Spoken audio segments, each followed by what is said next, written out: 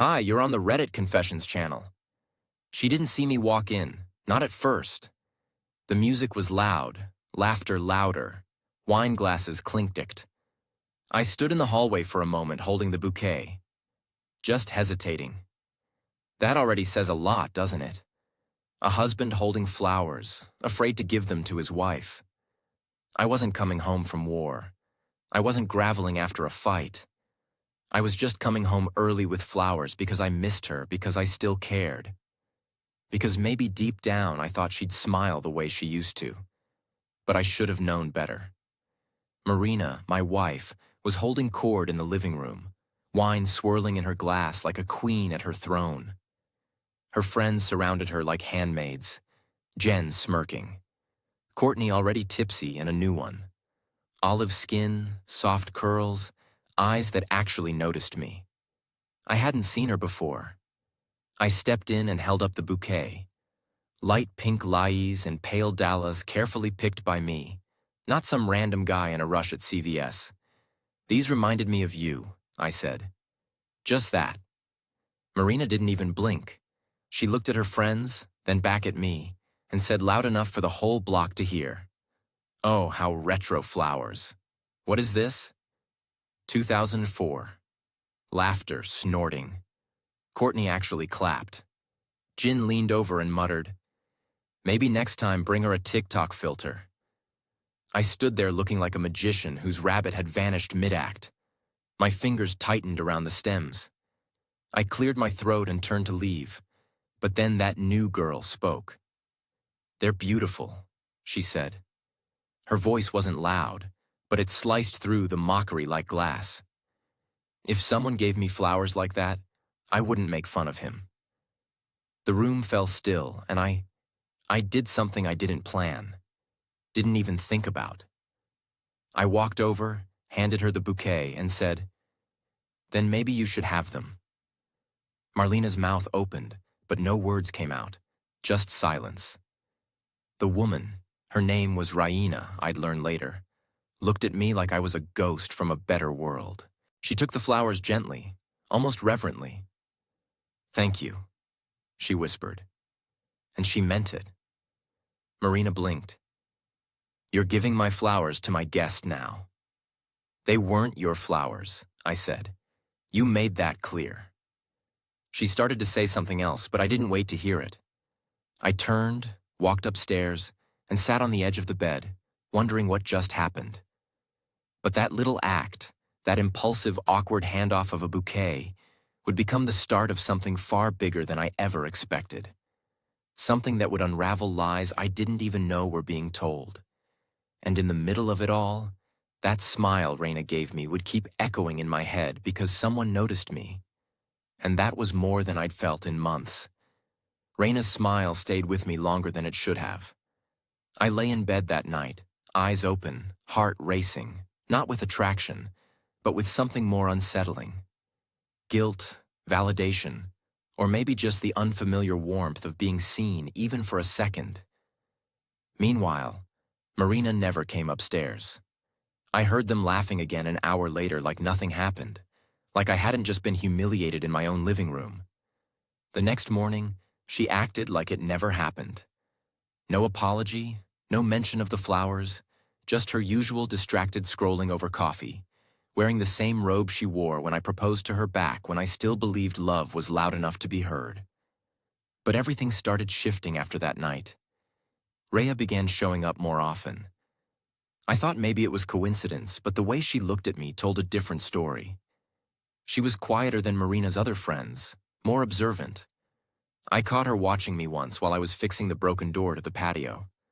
Not in a flirty way, but like she was curious, like she couldn't figure out how someone like me ended up with someone like Marina.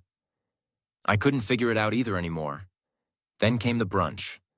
Marina threw this rooftop brunch for her birthday. She didn't ask if I was free, just told me I'd be there. I bought her this stupidly expensive bottle of wine she mentioned in passing weeks ago. Took me hours to track it down. I even wrote a card, something real about how I missed the version of us that didn't feel like roommates. I handed it to her before the guests arrived. She barely looked up. "Thanks," she muttered, then shoved it in her purse. No hug, no kiss, just, can you take pictures during the brunch? My phone's low on storage. So, yeah, that was my role. Human selfie stick. When Raina showed up, something shifted again. She came over, smiled, and handed me a small wrapped box. "It's not much," she said. "Just thought of you," Marina noticed. She raised an eyebrow. "That's cute," she said sharply. "Now everyone's giving Hugh presents." I opened it anyway. Inside was a small hardcover book, Letters to a Young Poet. The same book I used to quote from when Marina and I were dating. I didn't even remember mentioning it out loud. "You remembered?" I whispered, stunned. Raina nodded. People remember things that matter. I swear I saw Marina's jaw clench. But the final spark didn't come until the end of brunch. Everyone was tipsy. Music was playing. And Marina decided it would be funny to have everyone go around and roast their partner or ex. Her friends loved it. When it got to her, she raised her glass and said to Hugh, who still thinks flowers solve emotional distance, and who once cried because I forgot our civersary. Laughter, loud, cruel. Rhea didn't laugh. She stood up, walked over, and whispered something in Marina's ear. I couldn't hear it, but Marina's face darkened instantly. Then Raina walked out. Didn't say goodbye to anyone. I followed 10 minutes later. I found her waiting outside by her car, arms crossed. "You okay?" I asked. She turned to me slowly. "Why do you let her treat you like that?" I didn't have an answer. Maybe I didn't want one. But her next words, they split my world wide open.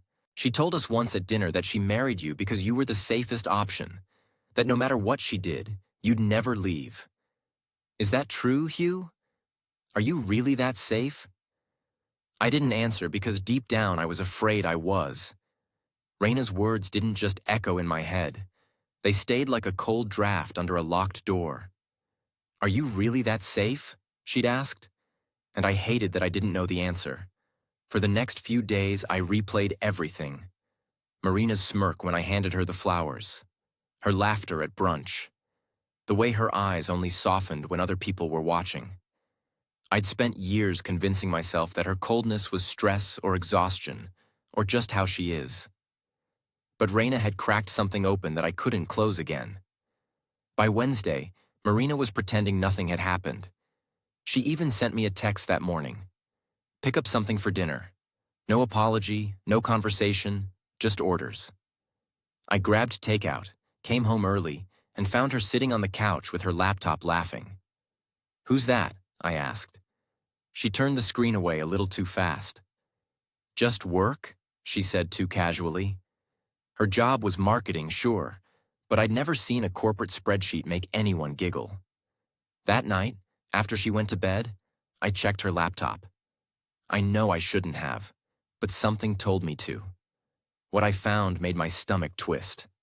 A string of messages on a chat app one didn't recognize. Not explicit, not even romantic, just intimate. The kind of tone you only use with someone who makes you feel alive. I scrolled further and saw a saved contact named A. No last name, just a whoever he was. He knew things about her I didn't. Inside jokes, late-night talks, and once, God, I still remember the line. "You make me feel like I'm 20 again." The next day, I said nothing. I walked around like a ghost, smiling when she looked, staying quiet when she didn't. I wanted to scream, but instead I just folded laundry and nodded through her stories about her clients. She didn't notice the difference. Maybe she never would. But then 2 nights later, she slipped up. She came home smelling like someone else's cologne. Expensive, woody, masculine. I knew that smell because I'd bought that same brand once years ago when I still believed small gestures mattered. I didn't confront her. Not yet. I just waited, observed, noticed how she smiled at her phone, how she hit her screen when I passed by, how she suddenly started humming while cooking. That was the most painful part, seeing her happy, just not because of me. Raina texted me the next morning. Don't ask how she got my number. I guess Marina had mentioned it once. Or maybe she'd found me online. She wrote, "I shouldn't have said what I did the other day, but you deserve better." I stared at that message for a long time before replying. You didn't lie. We started talking slowly, innocently at first. She asked how I was. I said, "Fine," which was a lie, and she knew it. Then she asked, "If you weren't afraid, what would you do?" And I didn't know what to say because for the first time in years, someone wasn't mocking me, fixing me, or ignoring me. She was listening. That night, Marina said she had another work dinner. I nodded, helped her zip her dress, and told her she looked nice. When she left, I sat in silence for an hour before grabbing my phone. I sent Reina a single text. "I think I'm done being safe." Her reply came instantly, "Then start with the truth." And that was the moment I realized the truth wasn't just about Marina's betrayal. It was about mine too. The one where I betrayed myself by staying quiet for too long. But what happened the next night made every truth I thought I knew crumble completely. I didn't sleep much after that message. Then start with the truth. Rhea didn't realize what she was asking. The truth wasn't just some dramatic outburst or some grand confrontation. It was years of silences swallowed, hundreds of small humiliations I let slide in the name of being the bigger person. It was anniversaries forgotten by her, but always remembered by me. It was holding her hair when she was sick, comforting her through her career failures, only to be told months later that I was emotionally boring. The truth was, I was slowly disappearing in my own life and nobody seemed to notice, not even me, until recently. The next night, Marina was supposed to be at another work dinner. She didn't even pretend to care about lying anymore. I watched her get dressed. Black heels, red lipstick, low-cut blouse, and pretend I didn't know she was dressing for someone else.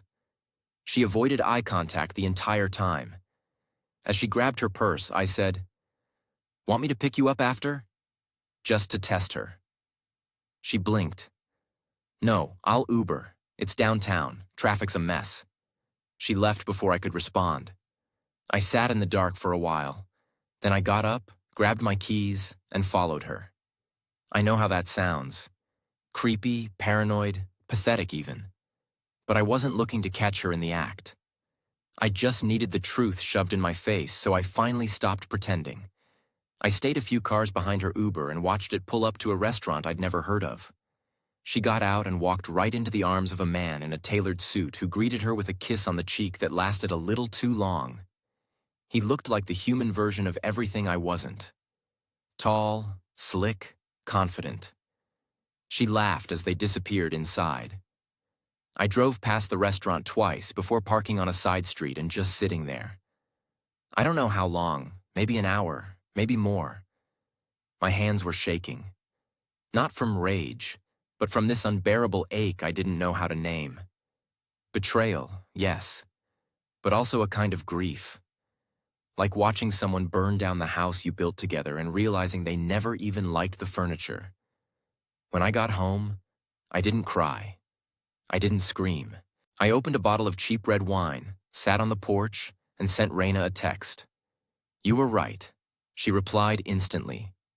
"About what?" "All of it." Then a few seconds later, "Do you want to talk?" We met the next morning at a park. Not a romantic spot, just some benches near a duck pond. She brought coffee. I brought nothing, not even a plan. We sat in silence for a while before I told her everything. How I'd followed Marina. How long the affair had probably been going on. How I'd pretended not to notice for months, maybe years. Reina didn't interrupt. She didn't pity me either. She just listened in a way Marina never had.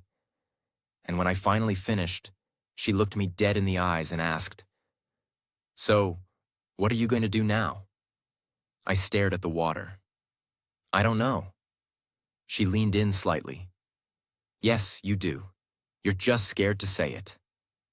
And I realized she was right again, but I wasn't ready to say it out loud. Not yet. I went home that afternoon and found Marina already there.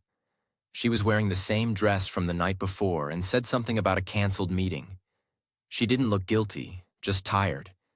She asked if I could help her carry some boxes from the garage. I said, sure. That's the thing about being the safe one. You get very good at pretending you didn't just watch your life collapse while holding a screwdriver. But as I passed her the first box, something fell from the top.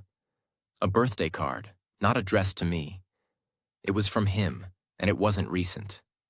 Inside it read, "Every moment with you feels like borrowed time. Let's make it permanent soon." That was the moment I stopped pretending. The handwriting was elegant, confident, masculine, not rushed like mine always was. The kind of handwriting that comes from someone who's used to signing things, checks, contracts, love letters. I read the card again. Let's make it permanent soon. The paper trembled in my hand, not because of wind, but because I couldn't hold still. There it was, tangible, undeniable. The affair wasn't just real. It was serious. And suddenly, everything that had confused me over the past year made sense. The weekends she spent catching up on client work, the way she started turning her phone face down on the table, the passwords that used to be shared but now changed. Even her fake laughter at brunch wasn't just cruelty. It was deflection. She was already halfway out the door while I was still showing up with flowers. Thinking I could fix this. I stood there in the garage with that stupid card in my hand, the scent of mildew and old paint stinging my nose. And I realized something awful. I wasn't just being cheated on. I was being phased out, like a feature in an app they quietly remove in an update. No warning, no explanation, just gone. When I walked back inside, Marina was in the kitchen pouring herself a glass of wine like it was any other afternoon. I held the card loosely at my side. She didn't notice. I watched her for a long moment. The way her mouth curved as she read something on her phone. She didn't look stressed or anxious. She looked happy, probably texting him. I wondered if he knew about me, if she framed me as some clingy, dull husband she was too kind to leave. I bet he didn't know I cooked her favorite meals every Sunday, or that I once drove 3 hours in a storm just to bring her a dress she forgot for a wedding. I slipped the card into my back pocket, not because I wanted to hide it, but because I needed to hold on to it. A souvenir from the moment my last shred of denial died. Later that night, she got dressed again. Low neckline, heels, perfume I hadn't smelled in months. Going out, I asked from the couch. She paused. Yeah, just drinks with Shannon. I smiled like a man whose house wasn't on fire. Tell her I said hi. She blinked, then grabbed her keys. You're being weird, I shrugged. We're a weird couple. She left without looking back. This time, I didn't follow. I didn't need to. I already knew where she was going, who she was meeting, and more importantly, I knew what I was about to do. I called Raina. Do you still have those flowers? I asked. She laughed quietly on the other end. I dried them. Why? I want to see them again. We met at her place this time. It wasn't a date. It wasn't some dramatic revenge plot. I just needed normal human. I sat on her couch while she made tea. The walls were lined with books, not photos of herself like Marina's House of Mirrors. And when she brought out the dried bouquet, carefully arranged in a small ceramic vase, I almost cried. You kept them? I said, running my fingers over the papery petals. She sat beside me. Of course they meant something. We talked for hours. I told her everything about the card, the lies, the slow erosion of who I was, and she didn't interrupt. She just listened. At one point, she reached over and touched my hand. Not romantic, not seductive, just present. She doesn't see you, Raina said. But I do. That's when I broke. The tears came. Not dramatic sobs, but quiet ones that you don't even realize are falling until your shirt's wet. And Raina didn't flinch. She just stayed there with me. That night, I didn't sleep at her place. I went home alone. I wasn't looking for a replacement. I was looking for myself, the man I used to be before Marina laughed him out of the room. And in the quiet of that night, I made a decision. The next flower I handed out wouldn't be for Marina, and it wouldn't be for Reina either. It would be for me. I wish I could tell you that the decision I made that night gave me peace. It didn't. It gave me anxiety. It gave me insomnia. It gave me chest pain so real I almost drove myself to the ER just to make sure my heart hadn't given up before I had the chance to fix anything. But underneath all that noise, there was something else. Clarity. A terrifying kind of clarity. The kind that feels like standing at the edge of a cliff, knowing the only way forward is to jump. I spent the next few days acting normal, which ironically was the hardest performance of my life. I brought Marina her favorite coffee like I used to. I folded her laundry and even laughed at her TV shows I'd grown to resent. She didn't notice. Or maybe she did, and thought I was just over whatever imaginary sulk I'd been stuck in. That's the thing about people like her. They don't ask if you're okay. They just wait for you to return to being convenient. She never mentioned the card I'd found in the garage. Never asked why I was quieter than usual. Never even looked suspicious. That's how confident she was that I'd never leave. That I'd just absorb betrayal like a sponge and keep smiling through it. Then came Saturday. She had another business dinner. Same lie, same red lipstick, same overdone perfume. I stood at the doorway as she adjusted her earrings, watching her with a strange sense of detachment, like I was observing a stranger play my wife in some poorly written play. "You sure you don't want me to drive you?" I asked, voice soft. She rolled her eyes, smirking. "You hate these things. Besides, it's all women." I almost laughed. She was good at this, so good. In fact, I had to remind myself that I used to believe her every time. Once she left, I didn't pour wine. I didn't cry. I didn't call Reina. I opened my laptop and began transferring everything. Joint finances, passwords, savings accounts, years of shared digital space being unnoted one click at a time. I was meticulous, cold even. And when I finished, I drafted an email. Not a rant, not a monologue, just bullet points. I know about him. I saw the messages, the card, the lies. I'm not angry anymore. I'm exhausted. I'm moving out next week. The lease is in your name. I've left the things you actually noticed in this relationship. My car keys, the Netflix login, and the coffee machine you said was too ugly for the kitchen. And then I attached a photo of the bouquet I'd given to Reina, the one Marina had laughed at. Captioned, "She kept them." I hit send and closed the laptop. I packed a single bag. Not everything, just what I needed to get through a few weeks. I didn't even leave a note. I didn't need to. The email said more than any dramatic goodbye ever could. That night, I didn't sleep in a hotel or on a friend's couch. I knocked on Reina's door. She answered in sweats. Hair up, no makeup. She looked surprised, but not shocked, like she'd somehow known this moment was coming all along. "I'm not here for anything," I said, just. Nowhere else felt real. She opened the door wider. "Come in, I just made tea." I stepped inside and realized how heavy I'd been carrying everything. It wasn't that I left Marina. It was that I finally came back to myself. But as much as I wanted to believe that was the end of it, it wasn't. Because the next morning, Marina showed up, and she wasn't alone. Reina's apartment was quiet that morning. The kind of quiet that feels intentional. A soft hum of the kettle warming on the stove. The rustle of pages as she flipped through a book. She wasn't really reading. I was still in her guest room, sitting on the edge of the bed, wondering how long peace could last before chaos knocked on the door. The answer, it turns out, was 23 hours. Because at 9:41 a.m., the buzzer rang once, then again, then a third time with the kind of urgency that only comes from someone who thinks the world owes them an explanation. Rhea looked at me from the kitchen. I already knew. I walked to the intercom and pressed the button. Yeah, Q, open the damn door. Marina, I didn't answer. I looked at Reina, who shrugged like this wasn't her first time being caught in someone else's drama. I opened the door anyway. I had to. I wanted this moment. I needed it. She stormed in like a woman on a mission. She wasn't crying. She wasn't screaming.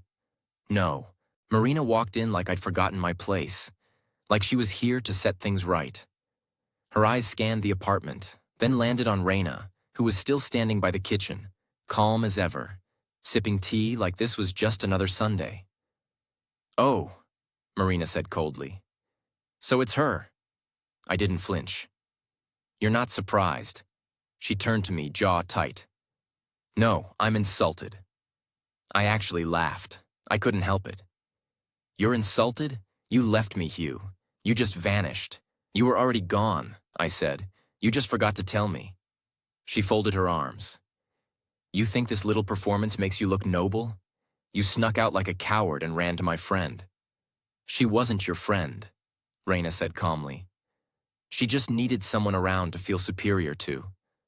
Marina's face flushed. Stay out of this. I stayed out of it long enough. That's when I realized Rhea wasn't just standing up for me. She was standing up for herself, too. Marina used people like furniture. Comfortable, silent, disposable. And Reina. She'd seen enough. You don't get to act like the victim. I told Marina, I stayed. I gave you everything, and you treated me like background noise. She scoffed. So what? You're suddenly the romantic hero now, running off with the girl who liked your gas station flowers. Reina raised an eyebrow. They were peonies. That stopped Marina for a second. I don't know why, but it did. I didn't come here to argue, she said finally. I came to say one thing. I made a mistake. I blinked. Which one? Her voice dropped. I thought you'd always stay no matter what, and now you're here with her. And suddenly I realize how replaceable I made you feel. That's because you replaced me first. Silence. Then she said it. The most Marina thing she could have said. So what now? You're just going to throw away 10 years like they meant nothing? No, I said. I'm just finally admitting that they meant more to me than they ever did to you. She looked at Rio one last time, then back at me. You'll regret this, she whispered. I didn't answer. Not because I didn't have words, but because they didn't matter anymore. She wasn't here to make things right. She was here because she lost control. That's what really hurt her. She turned and walked out without slamming the door. And just like that, it was over. No shouting, no theatrics, just the sound of someone realizing they'd played the wrong game with the wrong person for too long.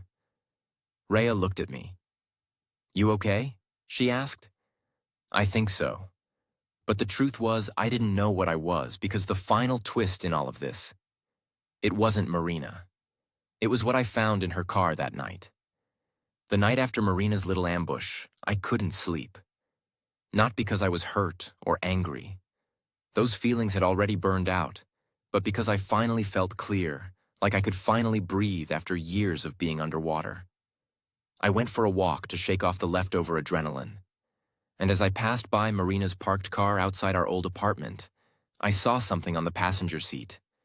It wasn't hidden, just lying there like an afterthought, a printed itinerary. 2 names, 2 tickets. A romantic weekend booked a month ago. It was for next weekend, the same one she told me she had to go to her cousin's engagement party. There was his name again, the man she thought was her upgrade. And next to it, a reservation for a couple spa package, dinner for 2, and a note. Ask about honeymoon suite upgrade upon check-in. I didn't take a photo. I didn't send it to her. I didn't need to. That was her truth. That was her goodbye. The next morning, I dropped off my keys at the leasing office and signed the last bit of paperwork to remove my name from the lease. The apartment we shared for almost a decade would no longer have any trace of me.